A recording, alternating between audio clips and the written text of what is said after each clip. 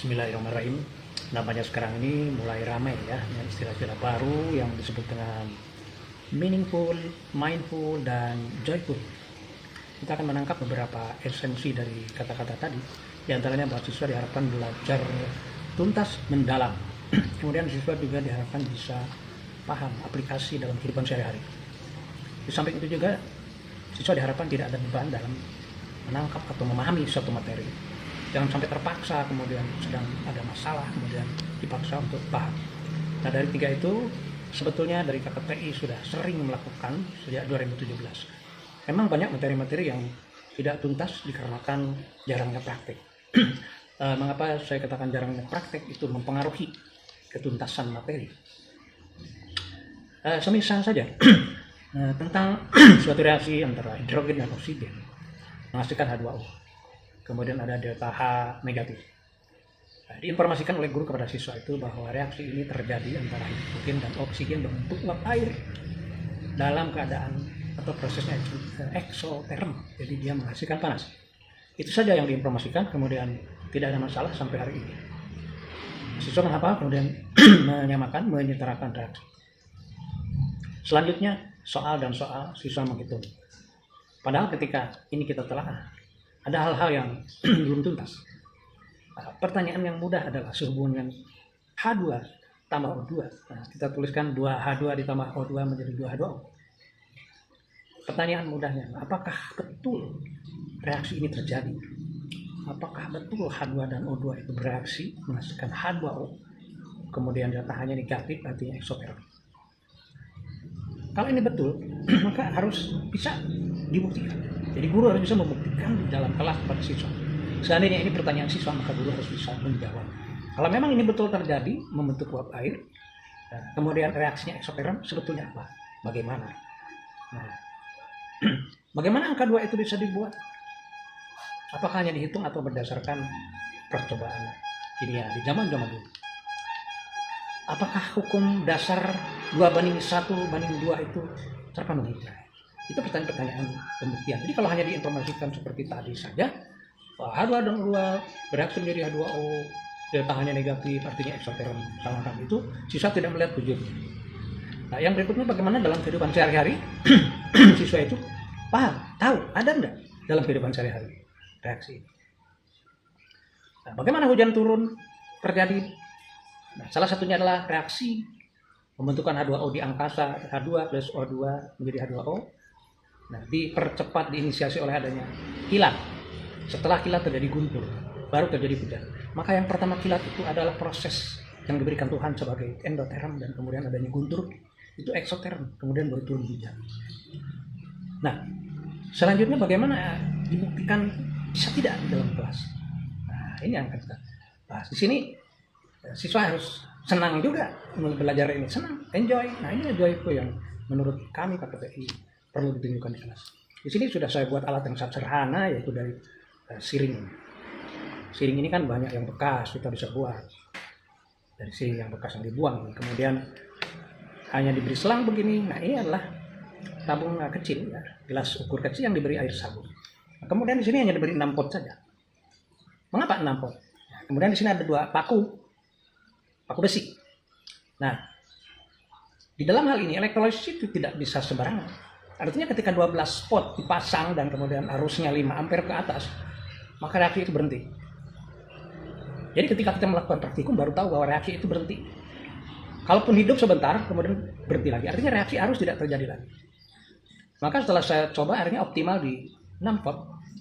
Ini 6 pot, kemudian kuat arusnya di 3 pot sampai 5 pot. Ketika 12 pot itu paling bisa di kuat arus 3 paling besar, dan itu 2 optimalnya. 2 ampere. Sekarang saya gunakan 6 pot di kuat arus 2 ampere. Nah, ini optimalnya akan terus menghasilkan. Jadi air di sini diuraikan menjadi gas oksigen dan hidrogen. Nah, ini pembuktian pertama, ada gelembung di sini kemudian ditampung di air sabun. Nah, ini pembuktian pertama. Nanti pembuktian kedua bagaimana hukum dasar perbandingan volume akan kita buktikan pada pertemuan berikutnya. Nah, ini kita lihat ada gelembung-gelembung. Nah, ini adalah gabungan dari hidrogen oksigen. Hidrogen oksigen baru bercampur, ya, merupakan campuran. H2 dan O2 terperangkap di dalam air sabun. Nah, air sabun yang ini Ada gelembung ini adalah isinya H2 dan O2 yang hanya bergabung, berkumpul, bercampur saja. Tidak terjadi reaksi. Maka kita tidak bisa mengatakan pada siswa sembarangan H2 dan O2 menjadi H2O, delta H negatif. Apa itu artinya? Ternyata ini saja tidak bereaksi. Bagaimana supaya bereaksi? Maka seperti yang Tuhan contohkan diberi kilat itu diinisiasi sebagai reaksi eksoterm. Kemudian Tuhan setelah memberikan kilat ada guntur dan baru hujan. Guntur itulah eksoterm lebih besar daripada kilat yang diberikan pertama. Nah, baru terjadi suatu reaksi itu. Itu baru dikatakan mendalam dan tuntas. Jadi meaningful, mindful, jelas di sini. Tapi kalau hanya menginformasikan saja, itu teknologi bisa dan itu belum mendalam. Nah, apakah ini gelembung-gelembung ini benar hidrogen dan oksigen? Apakah dia akan menghasilkan energi? Itu pertanyaan-pertanyaan selanjutnya. Maka kita akan coba berikan seperti kilat. Tapi di sini hanya dengan menggunakan korek api. Inilah proses menginisiasi atau yang disebut dengan energi aktivasi untuk memulai terjadinya reaksi. Dan proses ini adalah endoterm. Setelah ini tercapai aktivasi, maka akan timbul delta H2 eksoterm. Mirip dengan guntur, dan itu lebih besar daripada endoterm. Bagaimana kita melihat itu? Terjadi atau tidak reaksi? Nah, gelembung-gelembung yang bersih H2 dan O2 ini belum bereaksi. Sekarang kita lihat diberi sedikit kalor, bagaimana? Apa yang terjadi? Ya, kita mulai. Ya, ini adalah kalor yang akan saya berikan pada hidrogen dan oksigen yang belum bereaksi. Hilang semua gelembung dan di sini masih mengalir terus.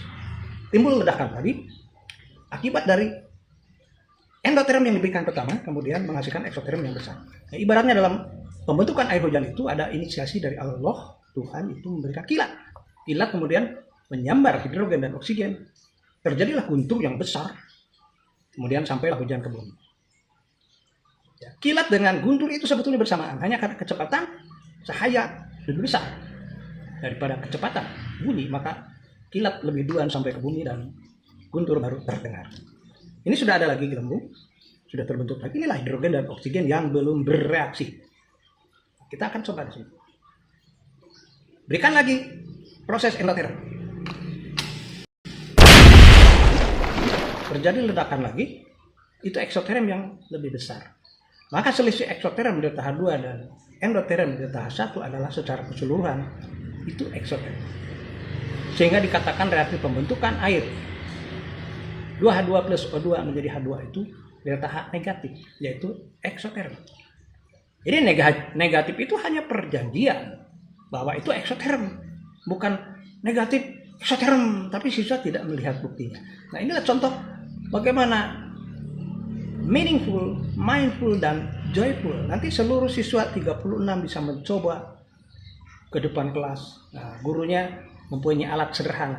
Ini juga sudah dikemas oleh Kinter dengan wadah seperti ini. Bapak Ibu yang membutuhkan juga bisa pesan. Alat praktis bisa dibawa kemana-mana, hanya portable. Kita coba sekali lagi, kita buktikan. Demikian bagaimana siswa belajar dengan mendalam, bagaimana siswa mempelajari dan paham dengan kehidupan sehari-hari, dan bagaimana siswa akan enjoy, senang dengan belajar. Demikian.